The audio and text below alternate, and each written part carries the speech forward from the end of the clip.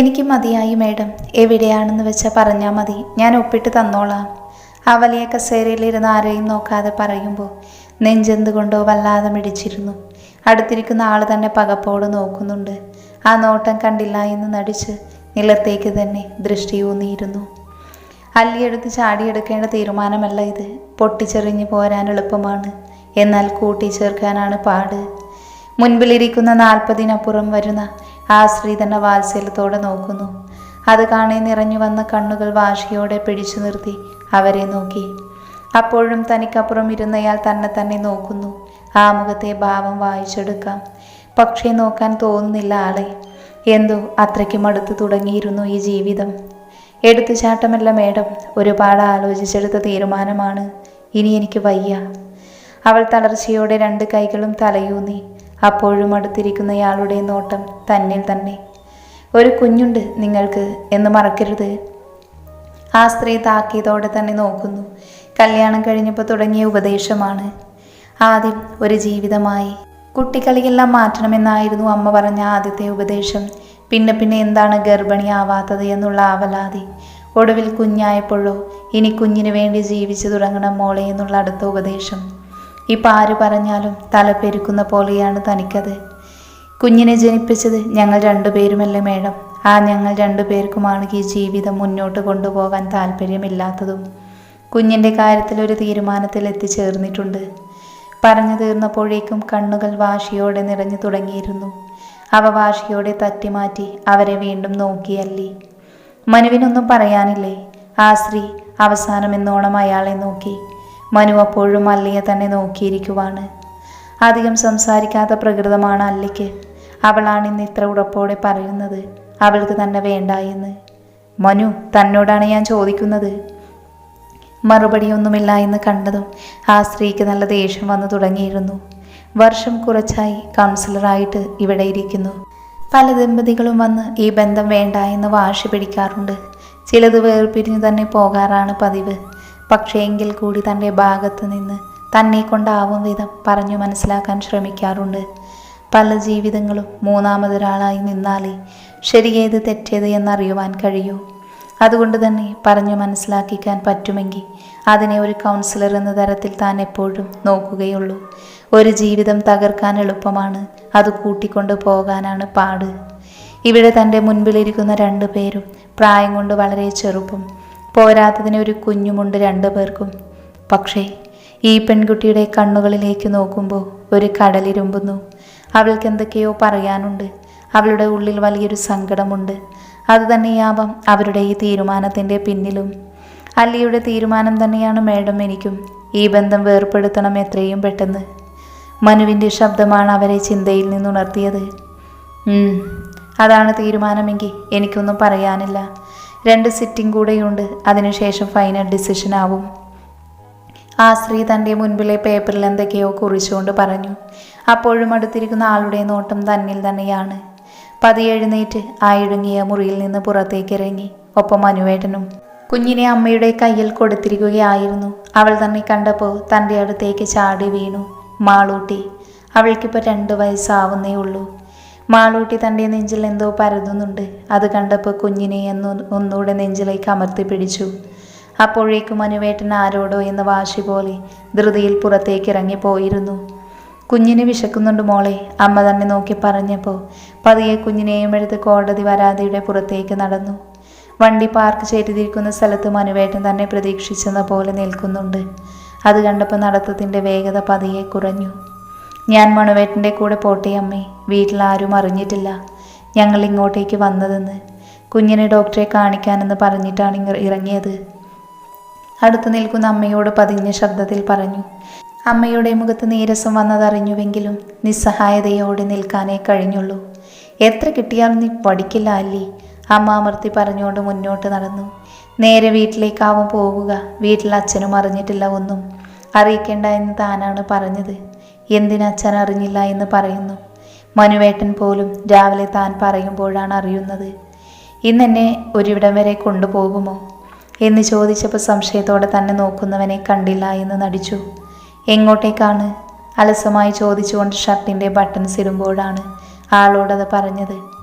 ഈ ബന്ധം എനിക്കിനി തുടരാൻ കഴിയില്ല മനുവേട്ട എന്ന്. തിരിച്ചെന്താണ് എന്ന് ചോദിക്കുമെന്ന് വിചാരിച്ചു. പക്ഷേ ഇല്ല. ആ മുഖം വിളറുന്നതാണ് താൻ കണ്ടത്. നിനക്കെന്നെ മടുത്തോ അല്ലേ? ആ ശബ്ദം ഇടറിയോ? ഇടറിയിരിക്കണം, പക്ഷേ കണ്ടില്ല എന്ന് നടിച്ചു. അലമാരയിൽ നിന്നൊരു സാരി എടുത്ത് ഞൊറികൂട്ടി തേക്കുന്ന തിരക്കിലായിരുന്നു അപ്പോൾ. എനിക്ക് മതിയായി മനുവേട്ട, ഇനിയും ഇവിടെ നിന്ന ഭ്രാന്ത് പിടിച്ചു പോകും എനിക്ക്. ആളെങ്ങോട്ടാണെന്ന് ചോദിച്ചതിനേക്കാൾ അലസമായാണത് പറഞ്ഞത്. വെട്ടി തുറന്ന് വാതിൽ കടന്നു പോകുമ്പോഴും ആളെ പറ്റിക്കാൻ താൻ പറഞ്ഞതാണെന്നാവും ആൾ വിചാരിച്ചത്. പക്ഷേ അല്ലെന്ന് കോടതി വളപ്പിലെത്തി ആ സ്ത്രീക്ക് മുൻപിൽ നിൽക്കുമ്പോഴാണ് മനസ്സിലായത്. അപ്പോൾ തൊട്ട് ആളുടെ മുഖത്തെ പകപ്പ് ഞാൻ കണ്ടതാണ്. കുഞ്ഞിനെ മാറിലടക്കി പിടിച്ചു കാറിനരികിലേക്ക് പതിയെ നടന്നു. താൻ വരുന്നു എന്ന് കണ്ടത് മനുവേട്ടൻ പതിയെ കാറിനകത്തേക്ക് കയറി. നീ എന്നെ തോൽപ്പിക്കുവാണോ അല്ലേ? കാറിലേക്ക് കയറിയ പാടെ തന്നോട് അതാണ് ആൾ ചോദിച്ചത്. പുഞ്ചിരിയോടെ തലചരിച്ചൊന്ന് നോക്കി. ഞാനല്ലേ അതിന് തോറ്റത് മനുവേട്ട. മനോഹരമായി ആളെ നോക്കി ചിരിച്ചു. ആ മുഖം വലിഞ്ഞു മുറുകുന്നത് കണ്ടു. ഒപ്പം ആരോടോ ഉള്ള വാശിയിൽ കാറ് സ്റ്റാർട്ട് ചെയ്തു. അതേസമയം ആളുടെ പോക്കറ്റിൽ നിന്ന് ഫോൺ ബെല്ലടിച്ചു. മനുവേട്ടൻ പതിയെ ഫോൺ എടുത്തു നോക്കി. അതിൽ മൈഥിലി എന്ന് പേര് കണ്ടതും ആളെന്നെ നോക്കി. താൻ തിരിച്ചു. എടുക്ക് മനുവേട്ട, കാണാത്തത് കൊണ്ട് അവൾ ടെൻഷൻ അടിച്ചു കാണും. പറഞ്ഞതിലെ പരിഹാസ്യത മനസ്സിലായിരുന്നു മനുവിന്. അവൻ ദേഷ്യത്തോടെ അല്ലിയെ ഒന്ന് നോക്കിയിട്ട് ആ ഫോൺ അറ്റൻഡ് ചെയ്യാതെ എടുത്ത് പോക്കറ്റിലിട്ടു. പതിയെ കാറ് മുന്നോട്ട് പോയി. അപ്പോഴും ചുണ്ടിൽ ബാക്കിയായ ചെറുപുഞ്ചിരി ഉണ്ടായിരുന്നു. പരാജിതയുടെ ചെറുപുഞ്ചിരി. ആ വലിയ വീടിൻ്റെ ഗേറ്റ് കടന്നതേ വല്ലാത്ത വീർപ്പുമുട്ടൽ പോലെ തോന്നി അവൾക്ക്. അല്ലെങ്കിലും ഇപ്പോൾ ഈ വീർപ്പുമുട്ടൽ തുടങ്ങിയിട്ട് വർഷങ്ങളായിരിക്കുന്നു. അവരോടിപ്പോൾ ഒന്നും പറയണ്ട. ഉമ്മറത്ത് തന്നെ അമ്മയും അനിയത്തിയും ഇരിക്കുന്നത് കാണി മനുവേട്ടൻ തനിക്ക് നിർദ്ദേശം തന്നു. കേട്ടപ്പോൾ ചിരിയാണ് വന്നത്. പറഞ്ഞാൽ എന്താണ് പ്രശ്നം? അവരെന്ത് വിചാരിക്കും? ഇവരെന്ത് വിചാരിക്കും? അതാണ് മനുവേട്ടൻ്റെ ചിന്തകൾ എപ്പോഴും. എന്നാൽ അതിനപ്പുറം തനിക്കൊരു ജീവിതമുണ്ട്, സന്തോഷമുണ്ട് എന്നൊരു ചിന്തയില്ലാത്ത ആളാണ്.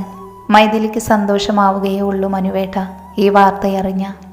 തിരിച്ചു വാശിയോടെ ചീറി ആ കണ്ണുകൾ ചുരുങ്ങുന്നത് കണ്ടു. അതെ, അനിയത്തിയെ പറഞ്ഞ അയാൾക്ക് പൊള്ളും.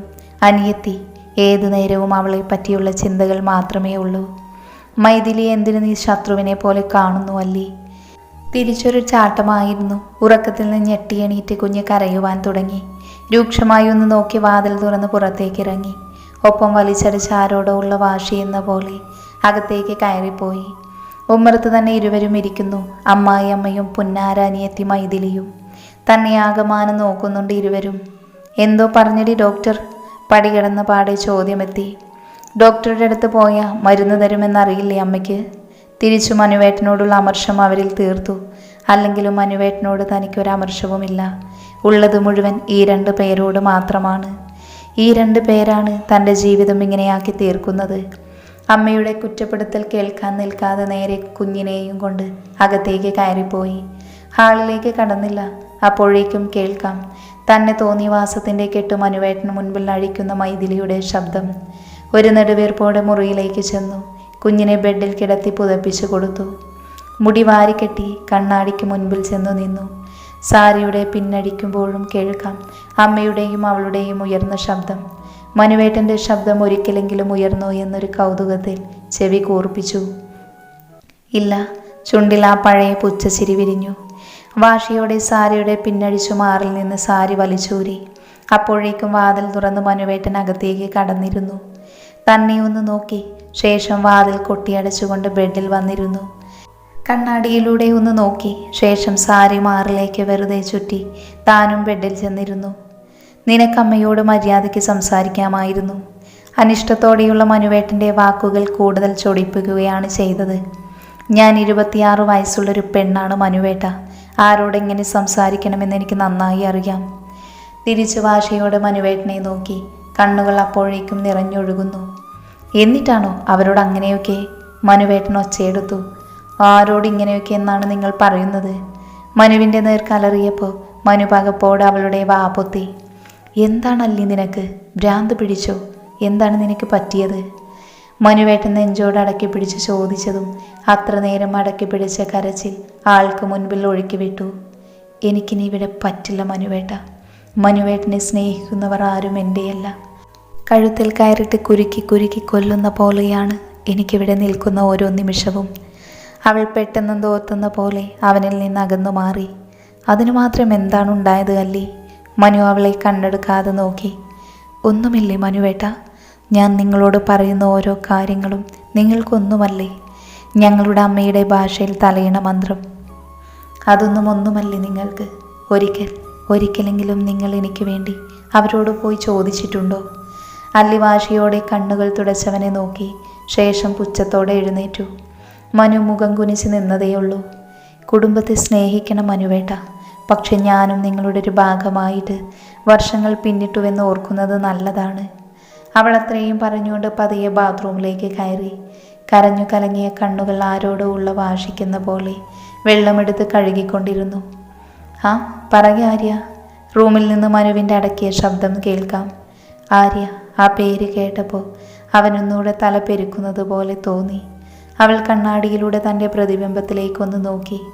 അവിടെ മറ്റൊരല്ലി അവൾക്ക് കാണാൻ സാധിച്ചു. പട്ടുപാവാടയും ധാവണിയും ചുറ്റി നടക്കുന്ന ഒരു 16-കാരി അല്ലിയെ. അവൾക്ക് കരച്ചിൽ വന്നുപോയി. എത്ര നല്ലതായിരുന്നു ആ അല്ലിയെ കാണുവാൻ. ആ ധാവണിക്കാരിയിൽ നിന്ന് ഈ മെലിഞ്ഞുണങ്ങിയ അല്ലിയിലേക്ക് എത്ര പെട്ടെന്നാണ് പരിണാമം സംഭവിച്ചത്. അവളൊന്ന് നെടുവേർപ്പിട്ട് പുറത്തേക്കിറങ്ങി. അപ്പോഴും മനു ഫോണിൽ ആരോടോ സംസാരിക്കുന്നു. തന്നെ കണ്ടതും പെട്ടെന്ന് ഫോൺ ചെവിയിൽ നിന്നെടുത്തു മാറ്റി. കണ്ടപ്പോൾ ഒന്നുകൂടെ കലി വരികയാണ് ചെയ്തത്. ദ്രുതവേഗത്തിൽ മനുവിൻ്റെ അരികിലേക്ക് പാഞ്ഞു. കയ്യിൽ നിന്ന് ഫോൺ തട്ടിപ്പറിച്ചു നോക്കുമ്പോൾ പ്രതീക്ഷിച്ചതുപോലെ തന്നെ ആര്യ. ചുവന്ന് കലങ്ങിയ കണ്ണുകളോടെ മനുവേട്ടനെ നോക്കുമ്പോൾ ആളുടെ മുഖവും വലിഞ്ഞു മുറുകി. ഓ, ഞാൻ ഒഴിഞ്ഞു പോകുന്നുവെന്നായപ്പോൾ പഴയ ബന്ധം വീണ്ടും തുടങ്ങിയല്ലേ? പുച്ഛത്തോടെ ഫോണിലേക്ക് നോക്കി പറഞ്ഞു. അടുത്ത നിമിഷം തന്നെ ആ ഫോൺ നിലത്തേക്കെറിഞ്ഞ് അയാൾ രൂക്ഷമായി നോക്കി. തൻ്റെ കവിളിൽ ആ കൈകൾ പതിഞ്ഞതും ഒരു വശത്തേക്ക് വീണുപോയതും ഒരുമിച്ചായിരുന്നു. ചുവന്ന് കലങ്ങിയ കണ്ണുകളോടെ കണ്ണുകളുയർത്തി നോക്കിയല്ലേ. ചുണ്ടുകൾ വിറകൊള്ളുന്നു. എപ്പോഴും ഇങ്ങനെയാണ്. തങ്ങൾ തമ്മിലുണ്ടാകുന്ന വഴക്കിനു കാരണം മറ്റുള്ളവരായിരിക്കും.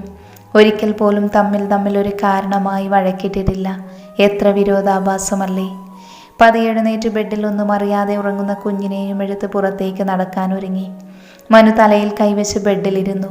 അല്ലി കുഞ്ഞിനെയും എടുത്ത് പോകുന്നത് കാണെ പിന്നാലെ ചെന്നു. നീ ഇതെങ്ങോട്ടാണ്? അവൻ ഗൗരവത്തോടെ കൈകളിൽ പിടിച്ചു നിർത്തി ചോദിച്ചു. ഒഴുകിയിറങ്ങിയ കണ്ണുകൾ അമർത്തി തുറച്ച് അവൾ തിരിഞ്ഞു നോക്കി. വയ്യ മനുവേട്ട, പോകുവാണ് ഞാൻ എൻ്റെ വീട്ടിലേക്ക്. അവൾ ആ കൈ തട്ടി മാറ്റി വാതിൽ പുറത്തേക്കിറങ്ങി. വാതിൽ പാളികൾക്ക് പിന്നിൽ ചെവിയോർത്ത് നിന്നിരുന്ന കൗസല്യയും മൈഥിലിയും ഒന്ന് വിളറി. അല്ലി രണ്ടുപേരെയും രൂക്ഷമായി ഒന്ന് നോക്കി. ശേഷം സാരി ഒന്നുകൂടെ ഒതുക്കി നിർത്തി പുറത്തേക്കിറങ്ങി. കണ്ടോടാ അവളുടെ ഒരു അഹങ്കാരം. കൗസല്യ അവളുടെ ഭാവം കാണി പുച്ഛത്തോടെ അകത്തുനിന്ന് വരുന്ന മകനെ നോക്കി. മനു അപ്പോഴേക്കും പുറത്തേക്കിറങ്ങി വന്നു. അല്ലി ചുറ്റുമൊന്ന് നോക്കി. അച്ഛൻ്റെ മുറിയിൽ നിന്ന് ബഹളം കേട്ടുകൊണ്ട് അച്ഛൻ പുറത്തേക്ക് വന്നു. അവൾക്ക് അവിടെ ഒരാളോട് മാത്രമേ യാത്ര പറയാനുണ്ടായിരുന്നുള്ളൂ. ഞാൻ പോകുവാണ് അച്ഛ.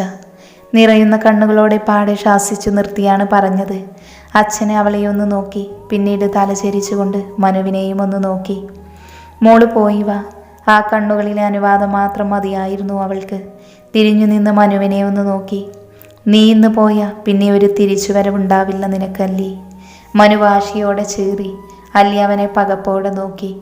അവൻ്റെ അടുത്ത് നിൽക്കുന്ന മൈഥിലിയിലും അമ്മയിലും ആസ്വദിക്കുകയാണല്ല. അവൾക്ക് അവരോട് വല്ലാത്ത പുച്ഛം തോന്നി.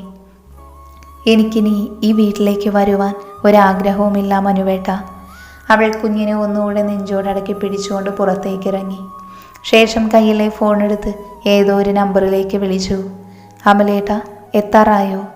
അവൾ അമലിനെ വിളിച്ചു. അല്ലിയുടെ വീടിനടുത്താണ് അമലിൻ്റെ വീട്.